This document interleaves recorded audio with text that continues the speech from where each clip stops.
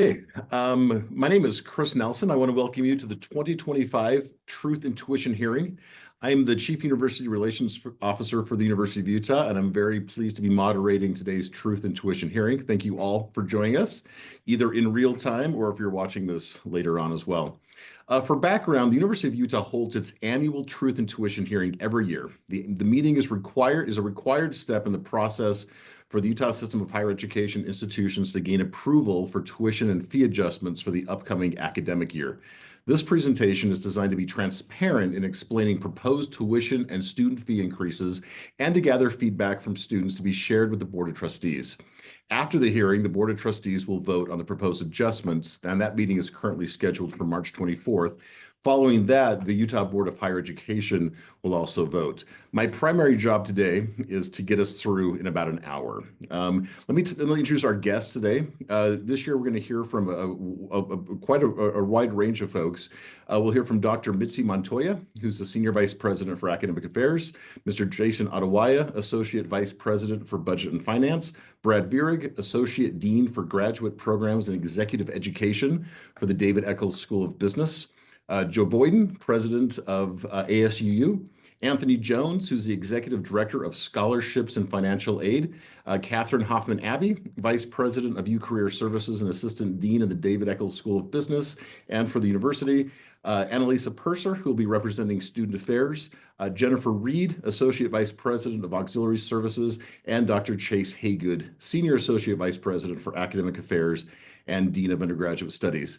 Whew, that is a lot of titles, but very, very smart people we've got today. At the end of the presentation, we'll answer questions that have come up from the chat and a couple of questions that were submitted before time.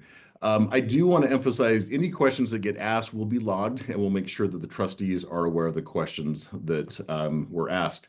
From this point forward, really my job then becomes to check the chat, ask the questions, and kind of make sure we stay on time. So with that, I'll turn the time over to Provost Montoya, who's going to start by talking about the value of a University of Utah degree. Dr. Montoya. Thank you, Chris, and thank you to everyone for being here, especially and including all of our other leaders that are here with us today. It's my privilege to talk with you about what makes the University of Utah special. It's our goal to provide students with access to a top-tier education that is a great value and prepares them for a successful life. We always look at the balance between the cost of attending the U and what students gain from being here. In today's economy, every dollar you spend is a sacrifice, and we are very mindful of that. We're also considerate of the overall costs of attending the U compared to our national peers.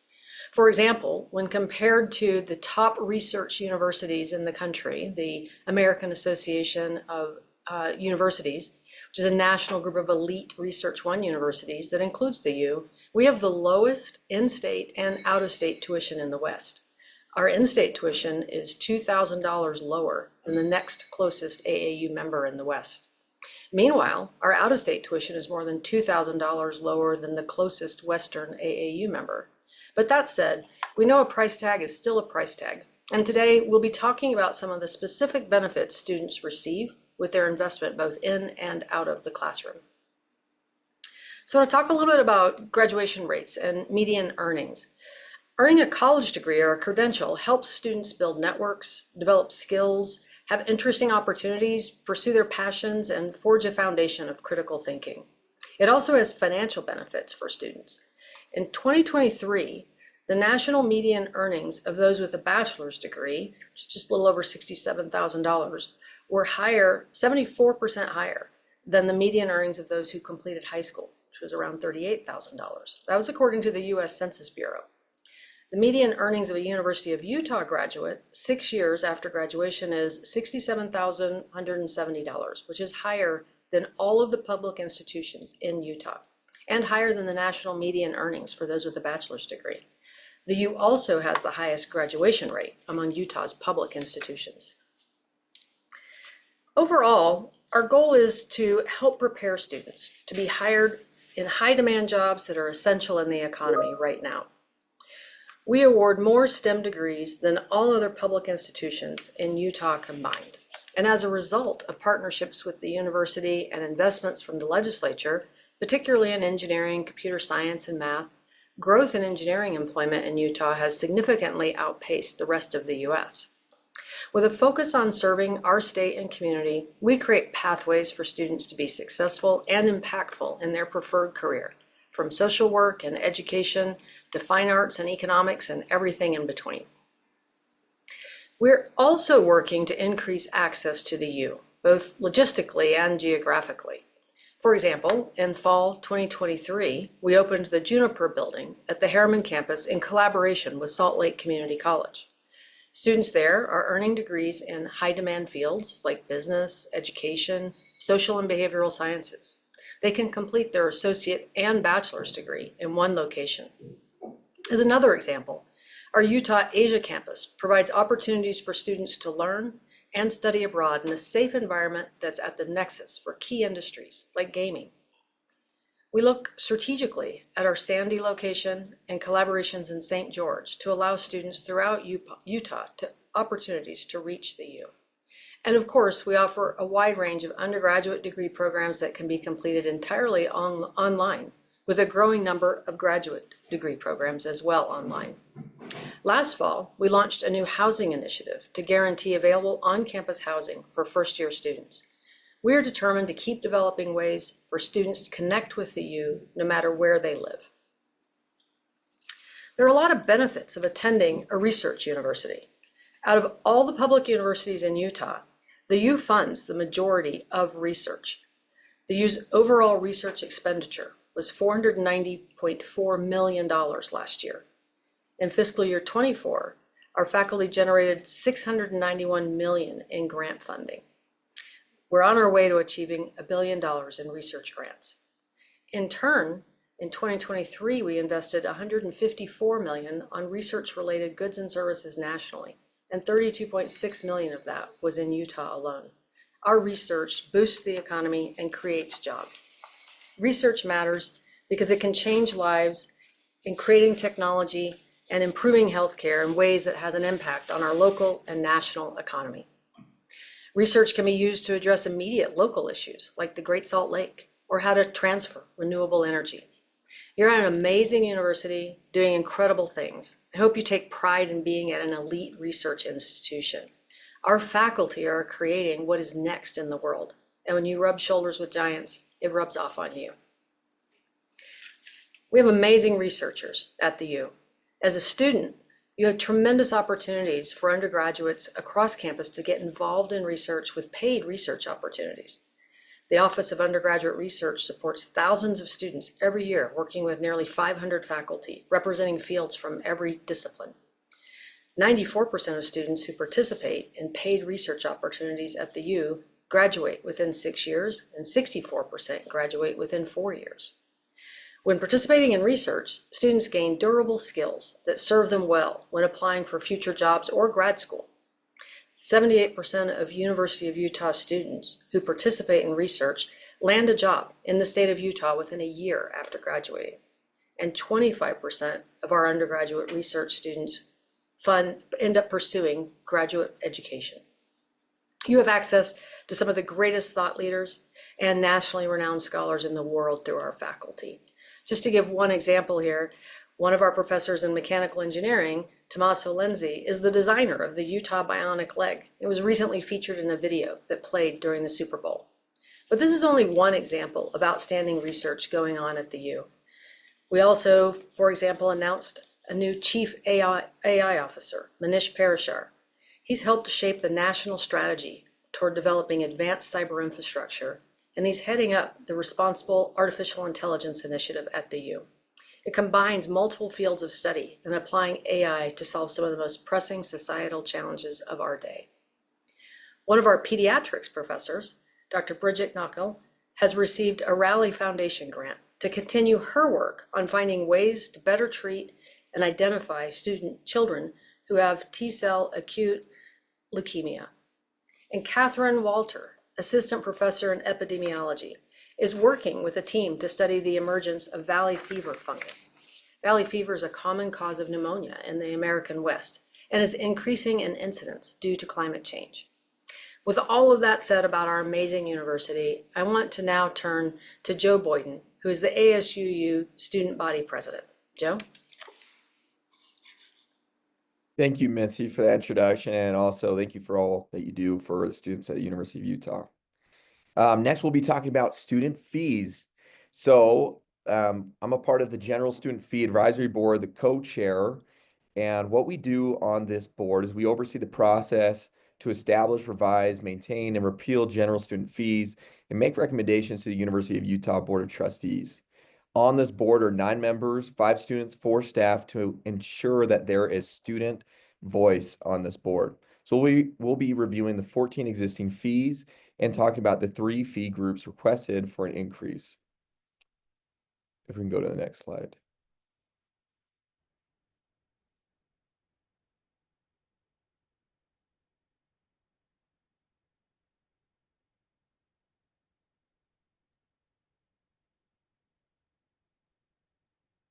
Chris, do I have power over the slides? You do not. But can you see the slides? The next Yes. slide. Yeah, review general student fees. Yep. So while student fees are important to servicing campus, we try to avoid increasing whenever possible. So a real quick outlook, here is an overlook at the proposed fees for this year. The first column reflects the name of each of our 14 general student fees, followed by the current fee per semester. Increases to 3 fees in specific were proposed by representatives of the health services, ASU activity, and mental health fees. The far right column reflects the board's recommendation. 8 fees are recommended to be maintained as is with no changes. We accepted the proposals to increase 3 fees. We are requesting that 4 of these fees be moved into tuition and have a base budget established. We do recognize the university will need to increase tuition to cover the cost of this shift. Other than the proposed increase to the 3 fees, it does not increase the overall cost to students. We also recommend that sustainability fee be eliminated as a fee, but would like the services to be continued by requesting that the university find internal resources to support and service without increasing tuition. If you go to the next slide. If we implement these changes, our proposal would increase the general student fee by 1.4% or $8.5 more per semester. However, if a recommendation to move 4 fees to tuition and eliminate 1 fee are approved, the current 14 fees at 601 total per semester will transform into 9 fees at $538 per semester, which is a 10.5% decrease. If we follow this recommendation, we will maintain programs, services that have been traditionally funded by fee revenue, but shift the funding source and establish base budgets through the regular university budgeting process. This graph here shows the 9 general student fees that would be charged per semester under this proposal, sorted from the highest to lowest. Our general student fees are dedicated to specific purposes such as building revenue bonds for the Student Life Center and other buildings that benefit students. They also support extracurricular student activities such as ASU activity fee, which funds student government, and fine arts fee. Additional student services such as computer labs and athletics are also covered. If you want more additional information on general student fees, it can be found online by searching for University of Utah general student fees. And with that, I'll turn it over to the other co-chair, Jason, to talk about the tuition proposal. Jason, before you begin, let me just make one comment. Just a reminder, we do have an open Q&A. If you submit a question, the panelists will see it, and I'll try to raise those. I think I had said the chat earlier, so just want to make sure if you're looking to ask a question, just use the Q&A at the bottom of your screen. With that, I'll turn it back to you, Jason. Thanks, Jeff. Thanks, Chris, and thanks, Joe. So looking at our proposed tuition increases for the 2025-2026 academic year, that includes summer 2025, fall 2025, and spring 2026, the University of Utah is proposing increasing tuition between 1.75% and 5%. This increase means that a full-time resident student taking 15 credit hours will pay approximately $82.44 to $235.54 more per semester. At 1.75%, this means the new proposed rate is roughly $4,793, and at 5%, it is roughly $4,946. The David Eccles School of Business is also proposing an adjustment to their graduate tuition, and I will turn it over to Brad Vierk, Associate Dean of Graduate Programs and Executive Education, to review the proposed changes to select graduate programs. Great, thank you, Jason. I just want to emphasize before I get started that these proposed changes I'm going to talk about here in the next few slides are only for graduate programs. They do not count, they're not including any undergraduate tuition fees, only the graduate level. Recruiting for all of our graduate programs starts 1 year prior to classes, requiring early posting of our tuition and communication of our proposed tuition to our students. In addition, after a student starts, tuition will not change for 2 years. The Executive MBA program with a weekend format is tailored for working executive professionals, while they maintain full salary and benefits with an average age of 39 with 14 years of leadership experience. This program is designed to enhance executive credibility and marketability, opening new career opportunities and increasing earnings potential. Our program is the premier choice for business leaders who wield substantial influence within our state and our community. For the Executive MBA program, we are proposing a tuition increase of approximately 6.9% for 26 and 27. A 7.4% increase was approved last year for our fiscal 25 and 2026. On average, Executive MBA students take approximately 10 hours per semester, which equates to roughly paying $1,400 more per semester for 2026 and 2027. The proposed rate in 2026 and 2027 will be approximately $21,600 per semester. The increase in tuition will aid in the development of cutting-edge curriculum updates, ensuring our program maintains its competitiveness and relevance in the ever-changing business landscape. The additional funds will also support strategic initiatives, such as executive coaching and global immersion experiences, enhancing the overall quality and the value of our program. It is imperative for us to maintain a top-ranked, top-quality program that continues to innovate its curriculum to attract students and organizations seeking to send their leadership to our programs. The professional MBA and online MBA programs offer working professionals the opportunity to advance their careers while continuing to work full-time while receiving full salary and benefits. This flexible format allows students to balance their professional and academic careers, making it an attractive option for those looking to enhance their skills and their credentials. The average age of the students in these two programs is 33 years old, and they are full-time working professionals.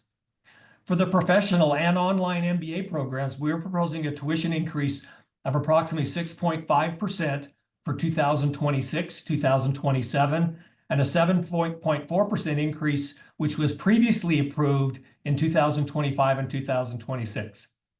On average, these students take 8 hours per semester, which equates to roughly $800 per semester for fiscal 2026 to 2027. The total proposed rate for 2026 to 2027 will be approximately $13,200 per semester. Considering the competitive environment among online and professional MBA programs, it is crucial for us to uphold a program of high standing and excellence, continuing to enhance its curriculum and innovation to appeal to students from both within and outside of the state of Utah.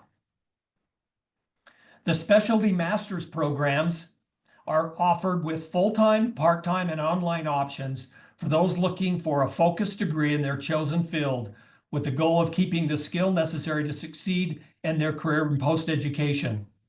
Going forward, we aim to have consistency between the specialized master's programs and the full-time MBA program for all students with the cost moving to $1,250 per credit hour for 2025 to 2026, and $1,350 per credit hour for 2026 and 2027.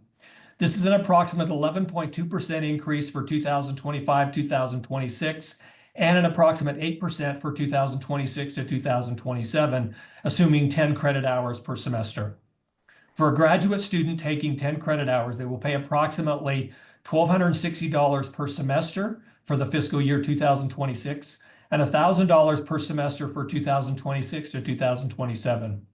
We seek to balance affordability and high-quality education, continuously improving with our faculty, staff, and student resources.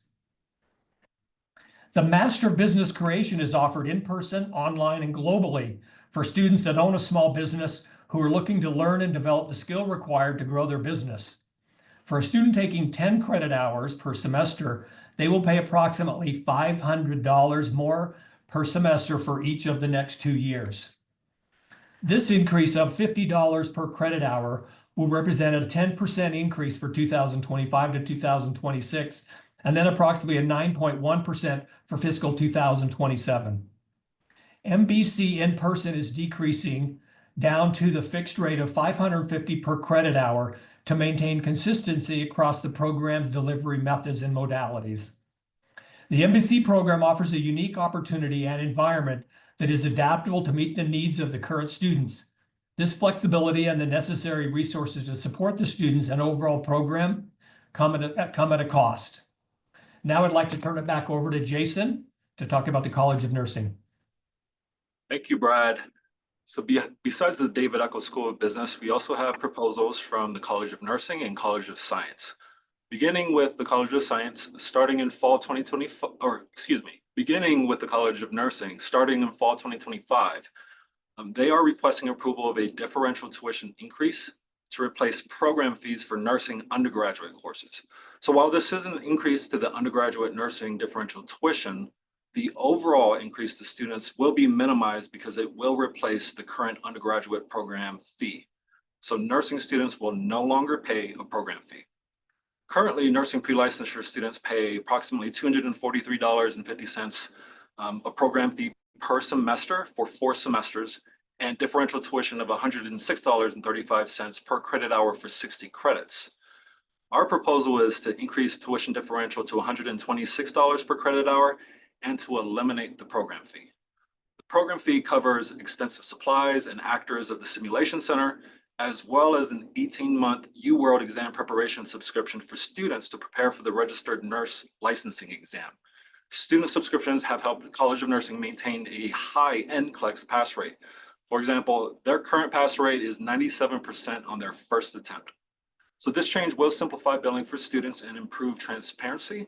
It will also be easier for students to understand the full cost of attending the undergraduate nursing program. For the College of Science, they are requesting a proposal to increase differential by $25 per student credit hour. This additional tuition revenue will be used to support student programs that enhance student success metrics such as GPA and time to graduation. For example, the Science Research Initiative, or SIR, students are retained at a 10% higher level. As evidence of our commitment to offset the increase, since differential tuition was first implemented at the College of Science, scholarship support has increased by 72%. In fiscal year 24, the college awarded more than $2.23 million in scholarships and fellowships, and that's up from $1.3 million in fiscal year 20. Additionally, support paid on campus for on-campus undergraduate jobs, such as those offered through the LA program, totaled over $2.3 million in fiscal year 24, nearly doubling the amount offered in fiscal year 20. We are committed to sustaining these trends.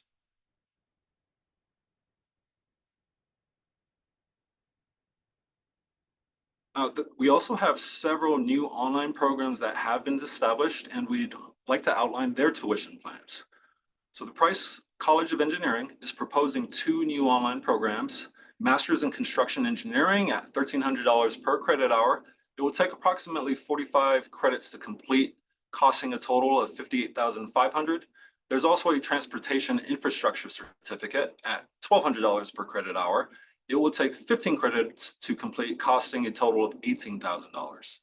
We also have the College of Social and Behavioral Science, who's proposing one new online program, a MA in Financial Planning and Counseling, at $955 per credit hour. It will take approximately 33 credits to complete, or $31,500 total. Now I want to discuss how we generally use our increases. As in past years, we are using tuition increases to support our faculty and students. Specifically, we are focusing on improving student success and completion rates. The legislature, again, is poised to approve a compensation increase for faculty and staff. And when these compensation increases are approved, the state will pass us 75% of the funding. We then usually have to cover the remaining 25% through a tuition increase. A portion of our proposed tuition increase will allow us to match the legislative funding for compensation and other legislatively mandated costs. It's still unknown at this point what we will have to match, which is why we have this range. Tuition increases are also generally used to support student services and respond to unforeseen increases in operational costs. Before wrapping up our proposal for tuition adjustments, I want to share an updated graph showing the opportunity costs of delaying graduation. This graph shows the increasing tuition and fee costs and opportunity costs for an undergraduate resident student who graduates beyond 4 years. The opportunity cost that's shown in red is the missed potential of generating a salary with a bachelor's degree because the student is still working to finish their degree. We estimate that $21,000 is the difference in the annual full-time earnings of those with a 4-year degree and those with some college and no degree. If we can go back to that slide. Thank you. So a student who graduates after 7 years will pay $51,800 in tuition and fees, which is $9,000 more than a student who finishes in 4 years. In addition, this same student missed out on the opportunity to earn $63,000 because of the additional 3 years it took to finish their degree. Now, this is a very simple graph showing the opportunity costs for a student who is unable to finish their degree in 4 years. There are certainly other things that could drive up the opportunity costs, like inflation, missing out on potential benefits packages, or missing out on capturing retirement contributions and starting retirement investment periods sooner rather than later. This is why the University of Utah is emphasizing our commitment to providing resources that are critical to our student success in graduating as soon as possible. Hiring, training, and retaining our amazing faculty and staff, especially in this competitive job market, is part of our investment and commitment to our students' success. Finally, there are 2 important dates to keep in mind regarding tuition approval process. Our tuition and fee recommendations will be made at the University of Utah Board of Trustees meeting held on March 24. Then on March 27th, the Utah Board of Higher Education will review requests and make their decision on approval. I now turn the time to Anthony Jones to talk about enrollment and financial aid. Thank you, Jason. This slide provides data on total enrollment at the U. As noted, overall enrollment has increased across the last decade.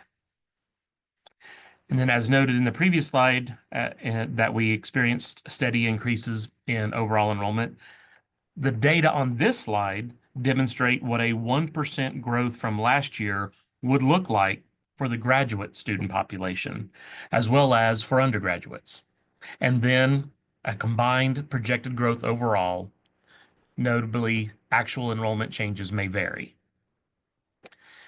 In terms of scholarships and financial aid, the U works hard to ensure students have access to a range of financial aid options.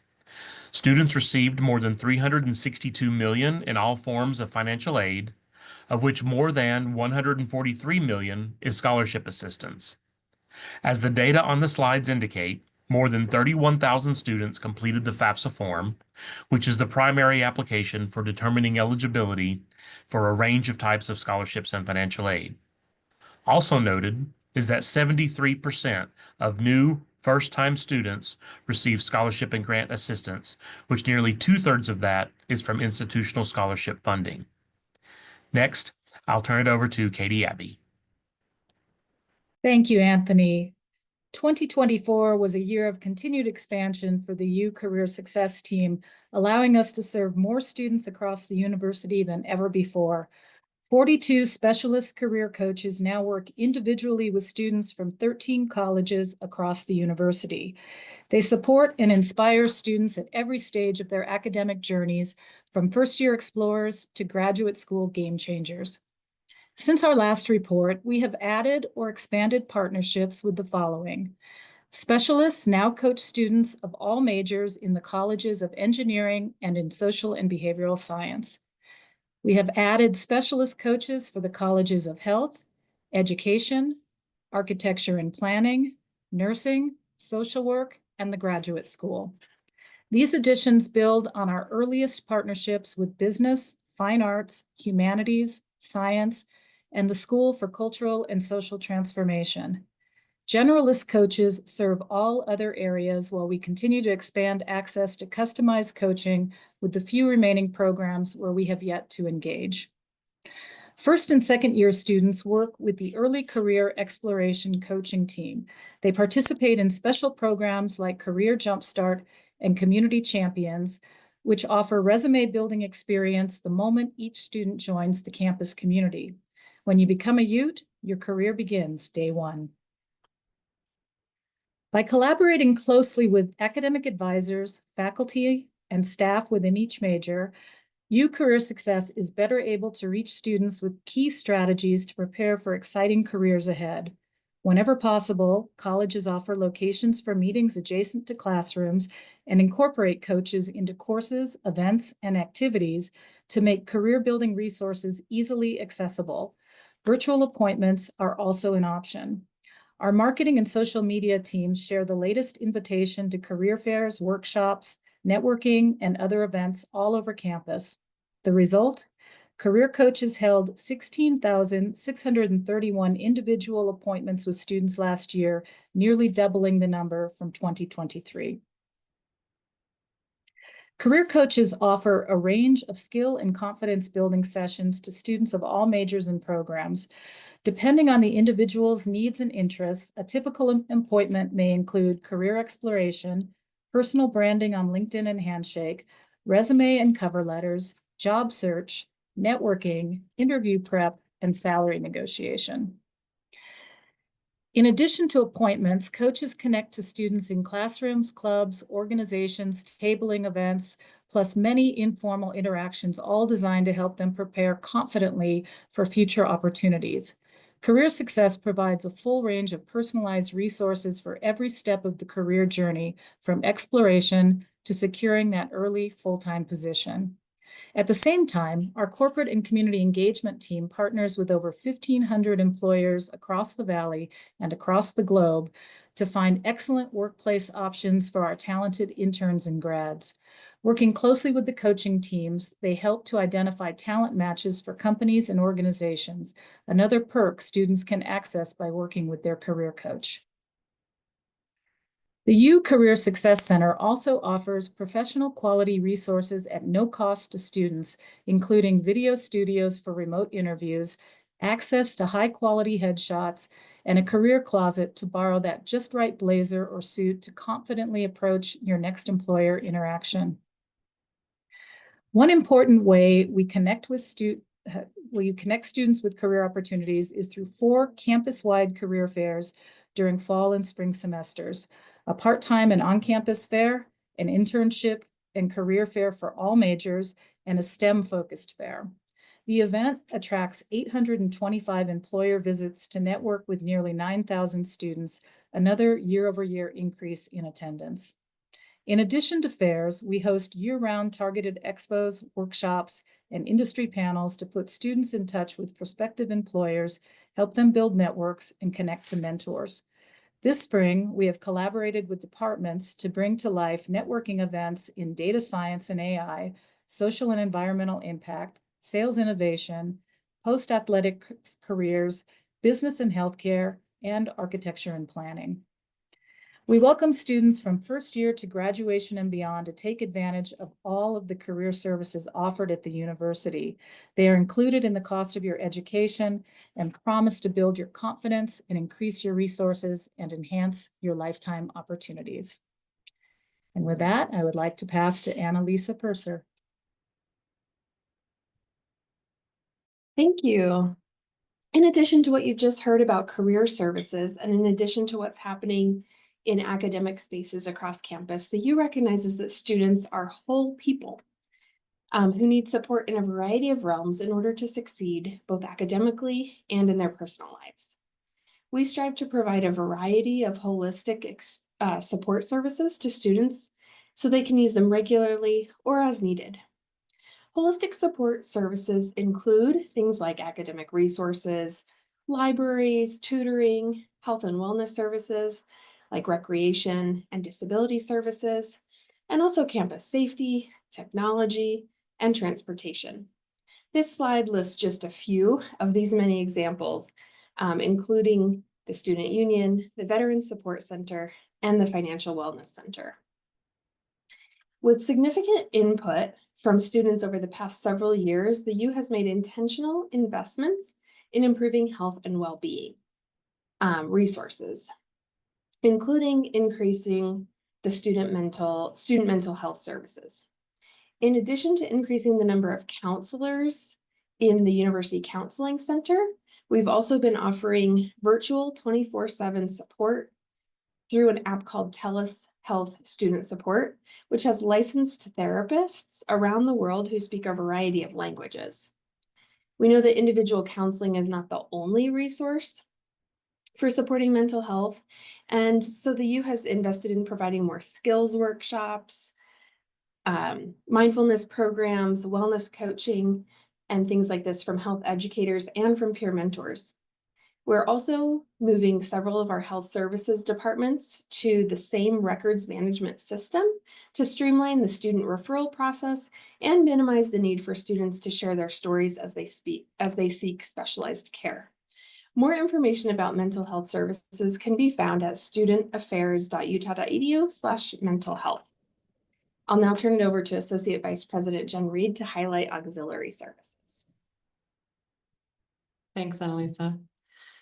Auxiliary Services is committed to providing excellent customer service to students as they learn, live, recreate, and build community on campus. At the campus store, we provide more than a retail experience for the campus community. Our course materials delivery programs have evolved, and through inclusive access, students can have access to digital textbooks prior to their first day of class.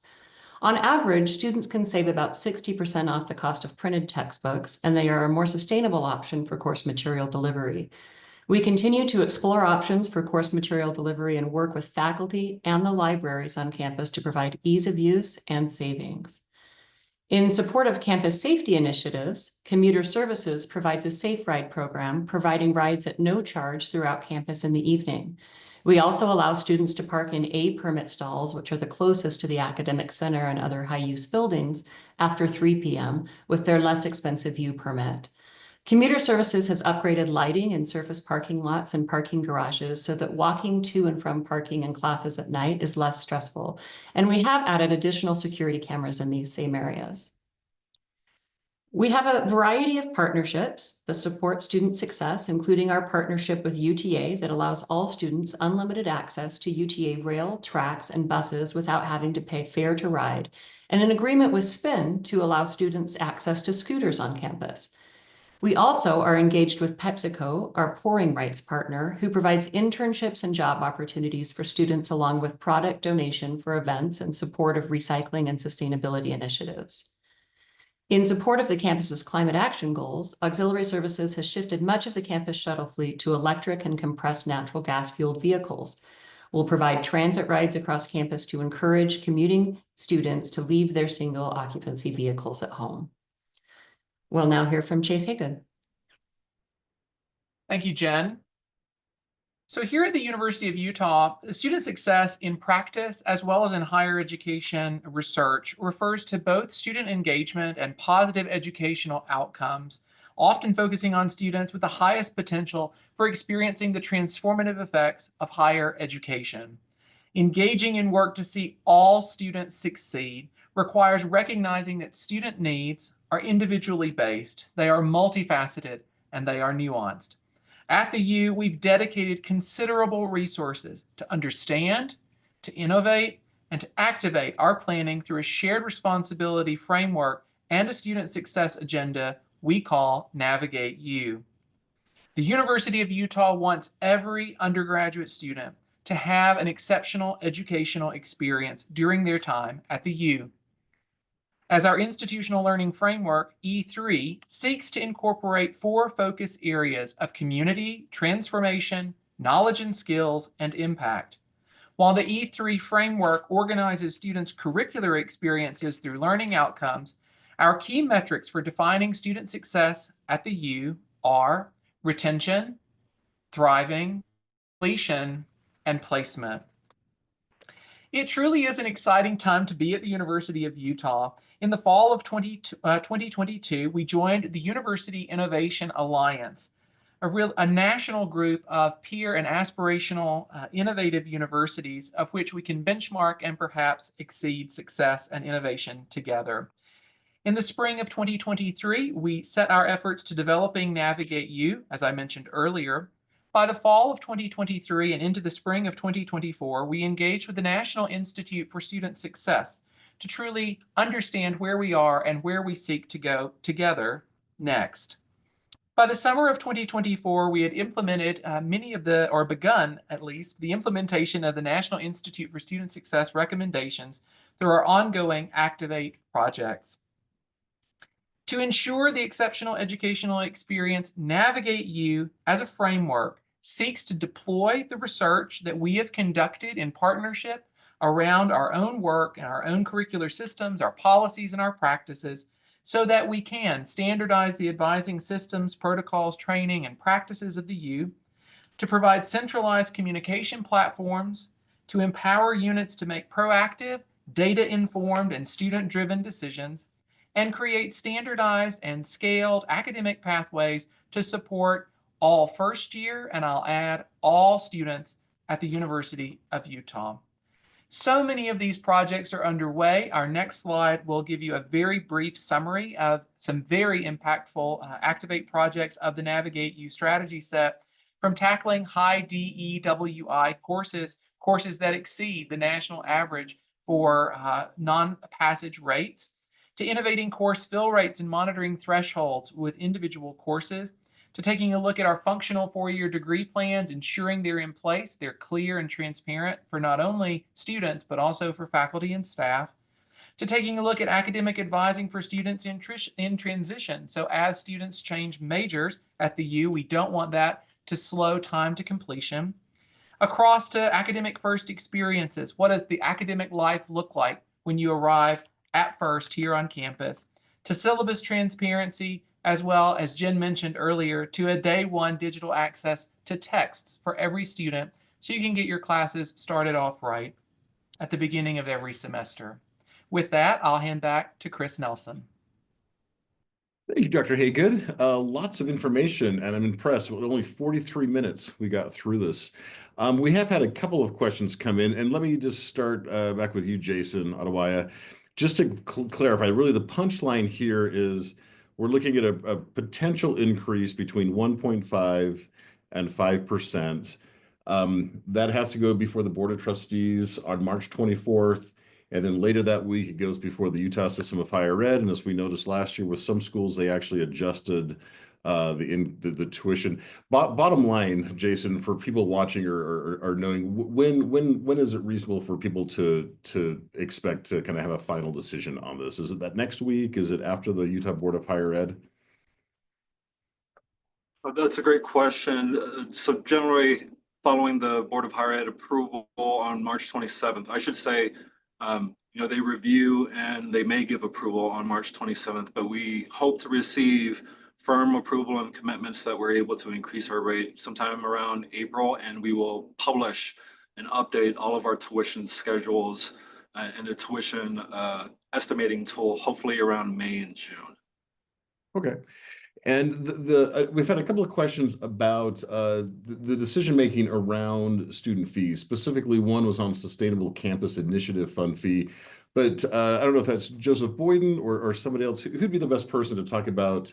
I think that first one. I know when I looked at that slide, there are other funding. So we're potentially trying to find other funding sources for that initiative. Is that correct, Jason?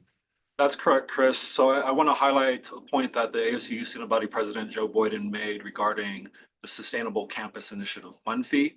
So the General Student Fee Advisory Board's recommendation is to eliminate the fee, but continue the initiative. So we are asking that the university establish a base budget with existing funds resulting from internal efficiencies to absorb the costs. We feel that this is a great way to keep affordability in mind for students while still offering the services and initiatives that the students demand. And then Anthony, I should have probably asked you this as well. So based on his history, when do we typically update the website with tuition fees, all that good stuff for someone who might be applying for the following semester? But we have projections Okay. based on last year's data already up on the financial aid website under the cost area, and we'll update those as the rates are finalized with any increases. Excellent. Annalise, you may have covered this, but just to swing back to it, a question about how the student mental health fee is used. I think you covered that, but maybe one more pass at specifically what does that fund? Yeah, thank you for that question. The student mental health fee covers a variety of things on campus related to student mental health, but primarily the majority of it is used in our university counseling center. About 15 full and part-time clinical staff in that center are funded using that fee, which is almost 50% of the clinical staff there. It is also used to provide that TELUS mental health app that I mentioned that provides 24/7 services in all licensed therapists in all 50 states and therapists who speak a variety of languages. Excellent. And the best way for a student to access that service is what? Online? Find the information online? What would Yeah, you there's suggest? information on the Counseling Center's website. You can download the app and then it'll walk you through how to access those resources. Excellent, thank you. Brad Vierig, I had a question about does the Masters of Business Creation increase apply to both in-person and online students? If you covered that, forgive me, but that was one that popped up. Yes, actually, the in-person program will go down to the same 550. So both in-person and online and global will all be at the 550 per credit hour. Excellent. And then last question, and I'll give the audience one more chance to submit something, but, and Jason, I'm not sure if you have a note for this or perhaps Dean Troppa is on, but we talked about more internships for College of Science students. Where's the best way to find more information about those internship opportunities?